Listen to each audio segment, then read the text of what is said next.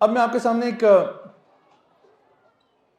हदीस भी पेश करता हूं और उससे पहले एक बात बयान करता हूं कि हम सब चाहते हैं कि हमारे पास कोई ऐसी वजीफा हमारे सामने आ जाए, कोई ऐसे अल्फाज हमारे पास आ जाएं जिनसे अगर मैं अल्लाह को पुकारूं तो मेरे मसले हल हो जाएं।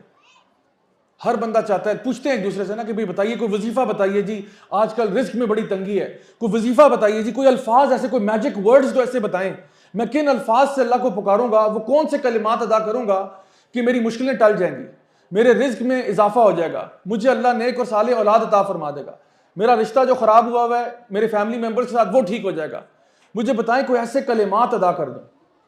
तो अब ये चीजें कौन बताएगा आपको? जाहिर सी बात है नबी करीम सल्लल्लाहु अलैहि वसल्लम आपको बताएंगे कि असल कलिमात कौन से हैं जिनसे अल्लाह ताला को पुकारा जाए। सबसे अच्छे कलिमात जो आपको मिलेंगे या तो वो कुरान मजीद में होंगे, अल्लाह ताला को पुकारने वाले। वैसे तो हर बंदा जैसे चाहे अल्लाह को पुकारे, कोई मसला नहीं इंशाल्लाह, आप अपनी जुबान में दुआ मांगे, नो प्रॉब्लम, दिल से मांगे इंशाल्लाह। लेकिन जो सबसे अच्छे अल्फाज होंगे वो आपको कुरान मजीद में मिलेंगे या फिर उसके बाद नबी करीम सल्लल्लाहु अलैहि वसल्लम की हदीस मुबारक में मिलेंगे कि नबी ने अल्लाह को ऐसे पुकारा था।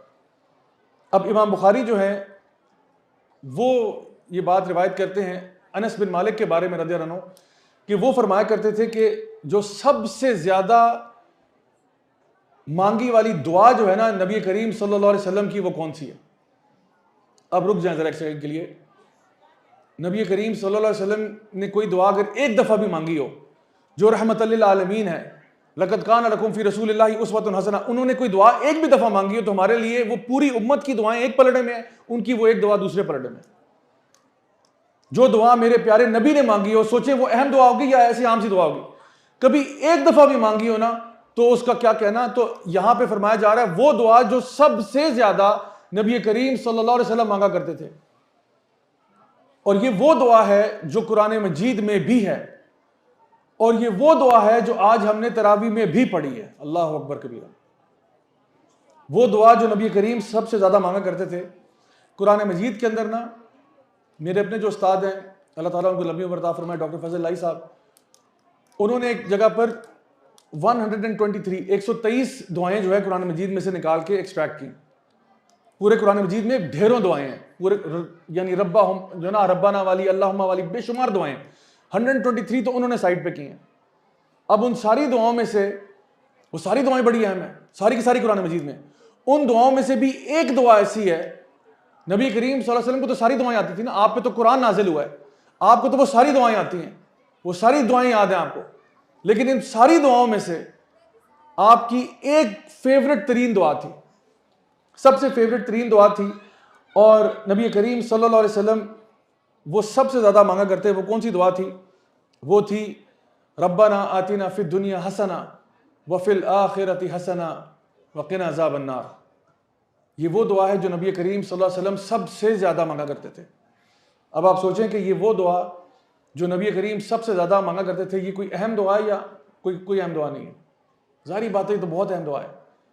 नबी करीम सल्लल्लाहु अलैहि वसल्लम को सारी दुआओं का इल्म है जो कुरान मजीद में मौजूद है और इसके अलावा भी, लेकिन आपने एक दुआ को चुन लिया। अनस बिन मालिक जो है नरेट करते हैं कि ये तो उनकी फेवरेट तरीन दुआ है जो आप मांगते थे, और ये वो दुआ है जिसमें दुनिया और आखिरत की जितनी भी खैर हो सकती है वो सारी एक छोटी सी दुआ में मांगी गई है अल्लाह ताला से। अब असल बात यह कि इस दुआ का माना क्या है। माने के बारे में हमारे मुफस्सिरीन ने बहुत कुछ कहा है, लेकिन मैं आपके सामने इसको ब्रेक डाउन करके हाफिज इब्न हजर, बल्कि हाफिज इब्न कसीर जो हैं रहीमहुल्लाह, उन्होंने जो मेंशन किया वो आपके सामने बयान करता हूँ। क्योंकि आप कहते हो रब्बना आतिना फिद दुनिया हसना, या अल्लाह हमें दुनिया में से खैर चाहिए सारी, व फिल आखिरत हसना, और आखिरत की खैर चाहिए, वक़िना अज़ाबन नार, और हमें अज़ाब जहन्नम से, अज़ाब नार से बचा ले।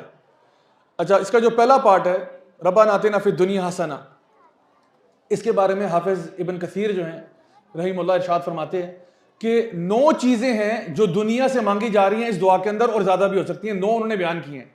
अब ये गिनते जाएं, नोट करते जाएं कि जब आप कहते हो ना रब्बना आतिना फिद दुनिया, आप क्या मांग रहे होते हो अल्लाह ताला से। सबसे पहले वो मेंशन करते हैं, ये उनकी बात है, मेरी बात नहीं है। वो कहते हैं सबसे पहले जो आप मांगते हो, आप अल्लाह ताला से आफियत की दुआ मांगते हो। अल्लाहुम्मा इन्नी अस्अलुकल अफ़्व वल आफ़िया फ़िद दुनिया वल आखिरा, यानी आप कहते हो या अल्लाह मुझे आफियत दे दे, खैर व आफियत चाहिए, मुझे भलाई चाहिए, मुझे खैर चाहिए, मुझे गुडनेस चाहिए। अपनी ज़िंदगी में। सबसे पहली चीज़ जो आप मांगते हो वो आफियत है, नंबर 1। नंबर 2, आप मांगते हो मुझे एक स्पेशियस घर चाहिए, एक सफिशिएंट घर चाहिए, एक ऐसा घर चाहिए जिसमें मैं और मेरा कुंभा आराम से रह सके, हमें कोई तंगी ना हो। दूसरी चीज़ आप मांगते हो घर की दुआ होती है, इसके अंदर घर की दुआ मौजूद है। तीसरी चीज़ बताते हैं, एक खूबसूरत बीवी या एक ऐसा शोहर जो आपको बहुत प्यारा हो, यानी आप अपने नेक स्पाउस की दुआ मांगते हो कि या अल्लाह मुझे एक नेक और साले और अच्छा, वो जो मेरे लिए, जिसको देख के मैं खुश हो जाया करूं। बीवी हो तो बीवी को देख के मैं खुश हो जाऊं। बीवी अगर दुआ करती है तो वो ये सोचे कि मैं अपने शोहर को देखूं तो मैं खुश हो जाऊं, ये मेरा बिलवेड हो, तो आप उसकी भी दुआ कर रहे होते हो उसके अंदर। तीसरी चीज, आप अच्छे और कुशादा रिज्क की दुआ करते हो कि अल्लाह मेरे रिज्क में फरावानी अता फरमा, मेरा रिज्क अच्छा हो जाए। रिज्कन तय्यबा, तय्यब रिज्क भी हो और कुशादा भी हो और खूब भी हो और मुझे वो सैर कर दे, ऐसा रिज्क होना चाहिए। नंबर 5, आप उसमें बेनिफिशियल नॉलेज की दुआ करते हो, इल्म नाफिया की दुआ करते हो कि अल्लाह मेरे इल्म में इजाफा फरमा, मुझे ऐसा इल्म दे जो मेरे फायदे का हो, ऐसा इल्म ना हो जो मेरे फायदे का ना हो। यह ना हो कि मैं एक पढ़ा लिखा जाहिल बन जाऊं, यह ना हो कि मैंने डिग्रियां तो बड़ी की हुई है, मास्टर्स बैचलर्स वगैरह, लेकिन मैं अपने माँ बाप के साथ बदतमीजी करता हूं। तो फिर लानत है ऐसे इल्म के ऊपर जो आपको माँ बाप का नाफरमान कर दे, लानत है ऐसे इल्म के ऊपर जो आपको आपके अल्लाह से दूर कर दे। आप अपनी तरफ से बहुत बड़े इंटेलेक्चुअल बन रहे हैं, बहुत बड़े कह रहे हैं कि जी मैं तो बड़ा अल्लामा हूं, लेकिन असल में आप कुछ भी नहीं, आप जाहिल हैं। तो इल्म नाफिया, इसमें अल्लाह ताला से इल्म नाफिया की दुआ की जा रही है। नंबर 6 पे नेक और साले अमाल की दुआ की जा रही है कि मेरे अमाल अच्छे हो जाएं, मेरे अमाल नेकियों वाले हो जाएं, मैं अच्छे काम करूं, अच्छे अमाल करूं जिससे दुनिया वालों को भी फायदा हो और मुझे भी फायदा हो। नंबर 7, एक अच्छी सवारी की दुआ भी इसके अंदर मौजूद है कि मेरी सवारी जो है वो कंफर्टेबल सवारी हो, चाहे वो ज़माने में कोई घोड़ा होता हो या ऊंट होता हो या आज कोई गाड़ी या मोटरसाइकिल या कुछ भी होता हो, मुझे एक कंफर्टेबल सवारी चाहिए। ये सवारी का सवाल भी है। नंबर 8, ये कि लोगों की ज़ुबानों पे उस इंसान का खैर का तज़किरा आ जाए, लोगों की ज़ुबानों पे उस बंदे की तारीफ आ जाए, लोगों की ज़ुबानों पे उस बंदे के लिए खैर की बात आ जाए। ये 8वीं चीज़ है जो इंसान मांग रहा होता है कि अल्लाह मेरा तज़किरा खैर से होना चाहिए, मेरा तज़किरा शर में नहीं होना चाहिए।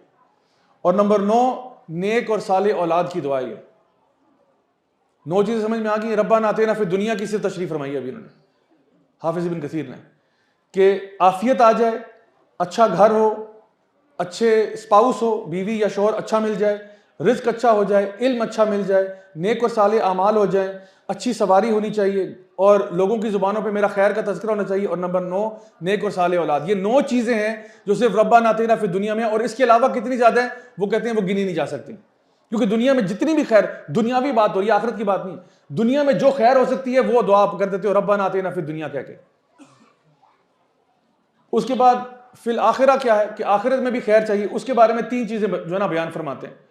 आखिरत के बारे में कहते हैं, नंबर 1, जब आप कहते हो कि रब्बाना आतिना फिद दुनिया हसना व फिल आखिरति हसना, नंबर 1 इसमें क्या चीज़ है? इसमें जन्नत का सवाल है कि अल्लाह मुझे जन्नत चाहिए, मुझे जन्नत चाहिए। आखिरत में खैर का आला मकाम किया जन्नतुल फिरदौस, सबसे पहले इंसान जन्नतुल फिरदौस तलब कर रहा होता है इसमें, व फिल आखिरति हसना कह के। दूसरा, वो तमाम क्वालिटीज़ मेरे अंदर आ जाएं जो जन्नती लोगों की होती हैं, वो तमाम क्वालिटीज़ मेरे अंदर आ जाएं जो जन्नती लोगों की हुआ करती हैं, कि मेरे दिल में इत्मीनान आ जाए, या अय्युहन नफ्सुल मुतमइन्ना इरजी इला रब्बिकी रादियतम मर्दिया, मेरे दिल में इत्मीनान आ जाए, मेरा दिल रिलैक्स हो जाए। जन्नत वाला बंदा रिलैक्स ही नहीं होगा तो क्या होगा? जन्नत में जो जाने वाला बंदा है वो पैनिक कर रहा होगा, वो स्ट्रेस और एंजाइटी में होगा। जिसको पता है वो जन्नत जा रहा है वो तो रिलैक्स हो जाएगा। तो चाहे पूरी दुनिया जो है ना उसमें खलबली मची हुई है, एंजाइटी है, लोगों के ऊपर प्रेशर है, ये बंदा रिलैक्स है। तो एक तो जन्नतुल फिरदौस का सवाल आ गया इसमें, वफिल आखिरत हसना में। दूसरा, जो क्वालिटीज हैं जन्नत वालों की, यानी कि रिलैक्स्ड पर्सनैलिटी हो जाए, इत्मीनान वाली नफ्स हो जाए, दिल में सुकून मिल जाए, बेचैनी और बेकरारी खत्म हो जाए, ये मेरे अंदर आ जाए। और नंबर 3, मेरा आसान हिसाब हो, अल्लाह महासिबना हिसाबन यसीरा, एक आसान हिसाब हो मेरा, मेरी अकाउंटेबिलिटी में भी टाइम ना लगे। जब मैं जाऊं क़यामत वाले दिन तो मेरा फौरन से मुझे जन्नत में भेज दिया जाए, मुझे ज़्यादा वहाँ पे डिटेन ना किया जाए, मुझे वहाँ पे होल्ड ना किया जाए, मेरे से सवालों जवाब ना किए जाए, बस मेरा आसान हिसाब हो और मुझे जन्नत में दाखिल कर दिया जाए। और तीसरी चीज़, वक़िना अज़ाबन नार का क्या मतलब है? कि मुझे अज़ाब जहन्नम से बचाया जाए, अज़ाब नार से बचाया जाए। और उसके बारे में वो इरशाद फरमाते हैं कि इसका मतलब है तमाम वो चीज़ें जो इंसान को जहन्नम में लेके जाती हैं उनसे पनाह मांगी जा रही है। तमाम वो चीज़ें जो इंसान को जहन्नम में लेके जाएंगी, और उससे पहले जितने भी किए हुए आमाल हैं कि अल्लाह मुझे हराम कामों से बचा, या जब आप कहते हो ना वक़िना अज़ाबन्नार, या अल्लाह मैं हराम काम नहीं करना चाहता, या अल्लाह मैं हराम बिजनेस नहीं करना चाहता, या अल्लाह मैं लोगों के साथ हराम मामलात नहीं करना चाहता, या अल्लाह मैं कोई ऐसा काम नहीं करना चाहता जो मुझे अज़ाबन्नार की तरफ धकेल दे। आज हमने पढ़ा था तरावी में भी कि ला तत्तबिउ खुतवात शैतान, कि खुतवात शैतान पे नहीं चलना हमने। उदखुलू फिस्सिल्मी काफ़ा, पूरे के पूरे इस्लाम में दाखिल हो जाओ और शैतान के नक्शे कदम पे ना चलो। तो यहां पे पनाह मांगी जा रही है कि हमने शैतान के नक्शे कदम पर भी नहीं चलना, क्योंकि जब उसके नक्शे कदम पे इंसान चलेगा ऑटोमेटिकली वो जहन्नम के रास्ते पे जा रहा है, नार के रास्ते पे जा रहा है। काजी अयाज जो हैं वो इसके बारे में बयान करते हैं कि ये जो दुआ है इसमें तमाम जो खैर है दुनिया की या आखिरत की वो मांगी गई है, और इसके बाद कुछ भी नहीं रह गया मांगने के लिए। यानी आपने जो कुछ मांगना इसके बाद मांगना ही क्या है? आपने तो सभी कुछ मांग लिया। रब्बना आतिना फिद दुनिया हसना व फिल आखिरति हसना, आपने तो सभी कुछ मांग लिया, इसके बाद रह क्या गया है? और इसमें जो अज़ाब नार की जो आपने पनाह मांगी है उसमें शुबुहात से भी पनाह मांगी और शहवात से भी पनाह मांगी कि अल्लाह मैं शहवत के मसलों में ना पड़ जाऊं कि मैं अज़ाब जहन्नम की तरफ चला जाऊं, या मेरे दिमाग में दिल में शुबुहात ना पैदा हो जाए कि मैं डाउट में चला जाऊं अल्लाह के बारे में, अल्लाह के रसूल के बारे में, दीन इस्लाम के बारे में। तो बड़ी ही जामे किस्म की दुआ है ये।